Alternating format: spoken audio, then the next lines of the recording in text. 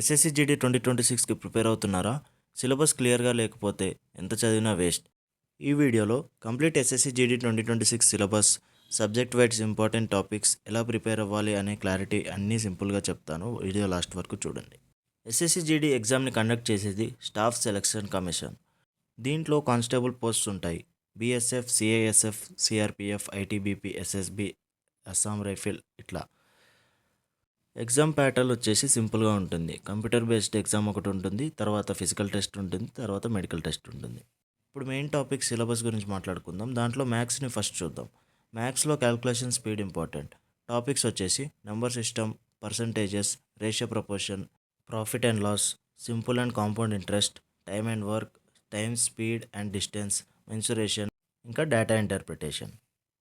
దీంట్లో important topics వచ్చేసి percentages, profit and loss, ratio and proportions, averages, simplification, time and distance, mensuration, LCM and HCF, time and work, simple and compound interest. ఇక్కడ చూసుకుంటే ఈ 10 topics చదువుకుంటే మీరు ఈజీగా 20కి 20 attempt చేయగలుగుతారు. లేదు అంత టైం ఉండదు, జస్ట్ 10 క్వశ్చన్స్ అటెంప్ట్ చేయగలిగితే చాలు అనుకుంటే ఫస్ట్ 5 టాపిక్స్ చదువుకుంటే చాలు. ఇప్పుడు ఏ టాపిక్స్ నుంచి ఎన్ని క్వశ్చన్స్ వస్తాయో చూద్దాం. పర్సంటేజెస్ నుంచి 2 నుంచి 3 క్వశ్చన్స్ వస్తాయి.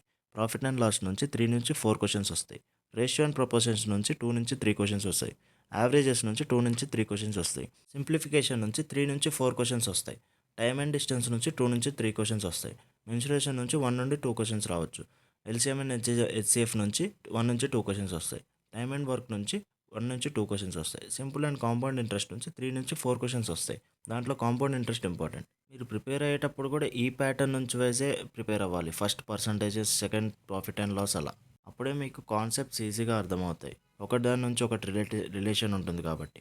దీంట్లో ఫస్ట్ 5 టాపిక్స్ మాత్రం డీప్గా పర్ఫెక్ట్గా నేర్చుకోవాలి. ప్రతి క్వశ్చన్ నేర్చుకోవాలి. ప్రతి టైప్ ఆఫ్ క్వశ్చన్స్ని నేర్చుకోవాలి మీరు. తర్వాత మిగతా టాపిక్స్ జస్ట్ టాపిక్ నేర్చుకుంటే చాలు. దాన్ని ఎలా చేయాలనేది ఫార్ములాస్ అవి నేర్చుకుంటే చాలు.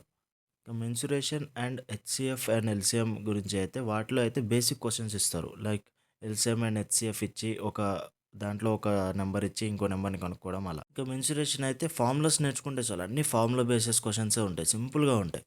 Time and distance, time and work and simple and compound interest వచ్చేస్తే దాని ఫార్ములాస్ ఇంకా బేసిక్ క్వశ్చన్స్ ఎలా చేసుకుంటారో అవి నేర్చుకుంటే చాలు. అక్కడ నుంచి వస్తే చేయండి, లేకపోతే ఎక్కువ టైం పెట్టేస్తుంది కాబట్టి వదిలేయండి. ఎందుకంటే ఎగ్జామ్ ఓన్లీ 60 మినిట్సే ఉంటుంది. దాంట్లో ఇవన్నీ అడ్జస్ట్ చేసుకోవాలంటే టైం సరిపోదు. దాన్ని బట్టి టైం ప్రకారం ప్లాన్ చేసుకోవాలి ఏదైనా. Next subject GK and GS. GK and జిఎస్లో స్టాటిక్ ప్లస్ కరెంట్ అఫైర్స్ ఉంటాయి. స్టాటిక్ జీకేని బాగా చూసుకోవాలి. టాపిక్స్ వచ్చేసి హిస్టరీలో ఇండియా అండ్ ఫ్రీడమ్ మూమెంట్ చూసుకోండి బాగా. జియోగ్రఫీలో ఇండియన్ ఫోకస్ చేయండి చాలు. ఆ తర్వాత Indian polity and constitution. Next ఎకనామిక్స్లో బేసిక్స్ టర్మ్స్ చూసుకుంటే చాలు. తర్వాత physics, chemistry, biology 10th level వరకు చదువుకోండి. తర్వాత current affairs last 6 to 8 months చూసుకోండి చాలు. ఇప్పుడు జీకేలో మెయిన్గా చూసుకోవాల్సిన టాపిక్స్లో స్టాటిక్ జీకే చూద్దాం. దీంట్లో మెయిన్గా చూసుకోవాల్సింది folk dance, festivals, first in India, books and authors, national park, headquarters, monuments and temples, rivers and lakes, solar system, తర్వాత ఇంపార్టెంట్ డ్యామ్స్. ఆ తర్వాత హిస్టరీలో ఇంపార్టెంట్ టాపిక్స్ చూస్తే ఇందూస్ వ్యాలీ సివిలైజేషన్స్, మగధలో founders and dynasty of and capitals, ఇవి చూసుకుంటే చాలు. తర్వాత ఢిల్లీ సుల్తానేట్స్లో ఫౌండర్స్ అండ్ డైనస్టీ చూసుకుంటే చాలు.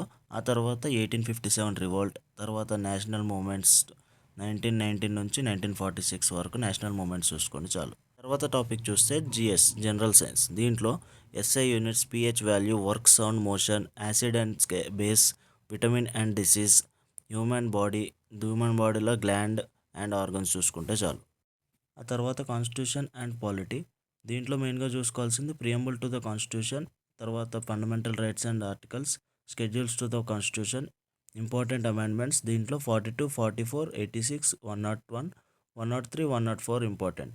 తర్వాత president, Lok Sabha and Rajya Sabha. Important articles చూసుకోవాలి. దీంట్లో మెయిన్గా 352, 356, 360, 370 ఇంపార్టెంట్. జీకే అండ్ జిఎస్లో రిపీటెడ్ క్వశ్చన్స్ కొన్ని టాపిక్స్ నుంచి అడుగుతారు. దాంట్లో ఫస్ట్ టాపిక్ వచ్చేసి all 5 year plans. 5 year plans అన్నీ చూసుకోండి. దాంట్లో 11th one బాగా ఇంపార్టెంట్. ఆ తర్వాత 2011 సెన్సెస్, ఆ తర్వాత నీతి ఆయోగ్, తర్వాత కామన్వెల్త్ గేమ్స్ చూసుకోండి బాగా. స్టాటిక్ జీకేని బాగా చూసుకోండి. స్టాటిక్ జీకే నుంచి బాగా అడుగుతారు క్వశ్చన్స్. దీంట్లో నుంచి ఎన్ని క్వశ్చన్స్ వస్తాయో చెప్పలేను కానీ దీంట్లో నుంచి పక్కా క్వశ్చన్స్ అయితే పక్కా వస్తాయి. ప్రతి టాపిక్ నుంచి క్వశ్చన్స్ వస్తాయి. జీకే అండ్ జీఎస్ని ఫస్ట్ సిలబస్ చూసుకోండి. ఆ తర్వాత ఇంపార్టెంట్ టాపిక్స్ని బాగా చదవండి. అంతేగాని మొత్తం సిలబస్ని చదువుతానంటే కష్టం. అదొక సముద్రం లాంటి సబ్జెక్ట్. నెక్స్ట్ సబ్జెక్ట్ రీజనింగ్ గురించి చెప్దాం అనుకున్నా, కానీ రీజనింగ్ లాస్ట్లో చెప్తాను. ఎందుకంటే రీజనింగ్ అనేది ఎస్ఎస్సి జీడీలో most important scoring subject. So ఇప్పుడు ఇంగ్లీష్ గురించి చెప్తాను చూడండి. ఇంగ్లీష్లో మీకు స్కోర్ రావాలంటే బేసిక్ స్ట్రాంగ్గా ఉండాలి. అంటే గ్రామర్ బాగా నేర్చుకోవాలి. గ్రామర్ కోసం యూట్యూబ్లో చాలా వీడియోస్ ఉన్నాయి. బేసిక్స్ నుంచి నేర్పిస్తారు, స్ట్రాంగ్ అవ్వచ్చు దాని నుంచి. దీంట్లో సిలబస్ చూసుకుంటే vocabulary, synonyms and antonyms, one word substitutions, error spotting, fill in the blanks, reading compression. ఇక్కడ వొకాబులరీ ఎలా చదవాలంటే రోజు 40-50 క్వశ్చన్స్ చేయండి. ఆ 40-50 క్వశ్చన్స్ ఎలా చేయాలంటే బాగా అంటే పర్ఫెక్ట్ అయిపోవాలి. ఈ రోజుకి పర్ఫెక్ట్ అయిపోవాలి. అలా ఇప్పటి నుంచి స్టార్ట్ చేసిన ఎగ్జామ్ ముందు వరకు ఒక 10 రోజుల ముందు వరకైనా మీరు 3000+ క్వశ్చన్స్ కవర్ చేసుకుంటారు. ఆ 3000 క్వశ్చన్స్ కూడా మీ ఒక దగ్గర నోట్ చేసుకోవాలి చదివినప్పుడు. ఆ తర్వాత 10 డేస్, లాస్ట్ 10 డేస్ ఉంటాయి, వాటిని రివైజ్ చేసుకుంటే సరిపోతుంది. అక్కడి నుంచి వస్తుంది మ్యాక్సిమం. అంతకంటే హార్డ్ అయితే ఇవ్వడు, ఎందుకంటే ఇది 10th బేసిక్స్ మాత్రమే. వన్ వర్డ్ సబ్స్టిట్యూషన్స్ కూడా అంతే. రోజు కొన్ని క్వశ్చన్స్ తీసుకోండి, అవి చేయండి. ఇప్పటి నుంచి అలా చేసుకుంటూ వస్తే కొన్ని క్వశ్చన్స్ కవర్ అవుతాయి. అవి నోట్ చేసుకొని లాస్ట్లో రిపీటెడ్గా రివైజ్ చేసుకుంటే సరిపోతుంది. ఆ తర్వాత error spotting, fill in the blanks, reading comprehension, ఇవన్నీ గ్రామర్తోనే రిలేటెడ్ ఉంటాయి. గ్రామర్ నీకు స్ట్రాంగ్గా ఉంటే ఇవన్నీ ఈజీగా చేసేస్తావు.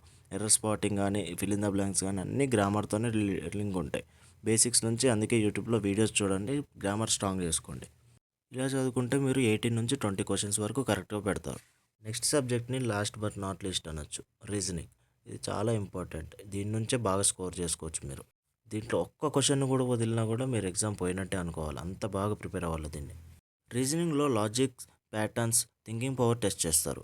దీంట్లో సిలబస్ చూస్తే analogy, similarities and differences, coding, decoding, series, blood relations, directions, Venn diagram, odd one out, non verbal reasoning, ఇలా. దీంట్లో ఇంపార్టెంట్ టాపిక్స్ అంటూ ఏమీ లేవు. ప్రతి ఒక్క టాపిక్ ఇంపార్టెంటే. అన్ని టాపిక్స్ని పర్ఫెక్ట్ అయిపోవాలి మీరు. పర్ఫెక్ట్ ఎలా అవ్వాలి అంటే నెంబర్ ఆఫ్ క్వశ్చన్స్ని ప్రాక్టీస్ చేయాలి మీరు. ఇప్పటి నుంచి ప్రీవియస్ ఇయర్స్ క్వశ్చన్ తీసుకొని ప్రతి ఒక్క టాపిక్లో ప్రీవియస్ ఇయర్స్ క్వశ్చన్స్ని ప్రాక్టీస్ చేయాలి.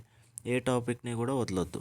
దీంట్లో రాని క్వశ్చన్స్ ఏవి ఉండవు. అన్ని క్వశ్చన్స్ మనం సాల్వ్ చేస్తే వచ్చేస్తాయి. కానీ దీనిలో కొన్ని టైం టేకింగ్ క్వశ్చన్స్ ఉంటాయి. ఆ టైం టేకింగ్ క్వశ్చన్స్ కూడా జల్దీ చేసేటట్టు ప్రాక్టీస్ చేయాలి మీరు. అట్లా చేయాలి అంటే ఎన్నో క్వశ్చన్స్ ప్రాక్టీస్ చేస్తే కానీ ఆ పర్ఫెక్షన్ రాదనమాట.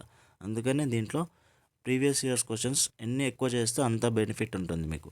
మీరు ఎప్పుడు మాక్ టెస్ట్ రాసినా సరే రీజనింగ్ సబ్జెక్ట్లో ఒక్క క్వశ్చన్ కూడా రాంగ్ అవ్వద్దు. ఆ ఒక్క క్వశ్చన్ రాంగ్ అయినా సరే మీరు రిగ్రెట్ ఫీల్ అవ్వాలి. అలా ప్రిపేర్ అయితే రీజనింగ్లో 20కి 20 తెచ్చుకోవడం పెద్ద హార్డ్ ఏమీ కాదు. So SSC GD 2026 syllabus and important topics అన్నీ కవర్ చేశానని అనుకుంటున్నాను. నెక్స్ట్ వీడియోలో ఎస్ఎస్సి జీడీ 2026లో 100+ స్కోర్ చేసుకోవడం ఎలా అనే ఒక స్ట్రాటజీని తీసుకొస్తాను. అప్పటి వరకు ఈ వీడియోని లైక్ చేయండి, మీ ఫ్రెండ్స్ అందరికీ షేర్ చేయండి. నెక్స్ట్ ఎలాంటి వీడియో కావాలో కింద కామెంట్లో చెప్పండి. ఇవన్నీ చేసి సబ్స్క్రైబ్ చేసుకోకపోతే నన్ను అవమానించినట్టే.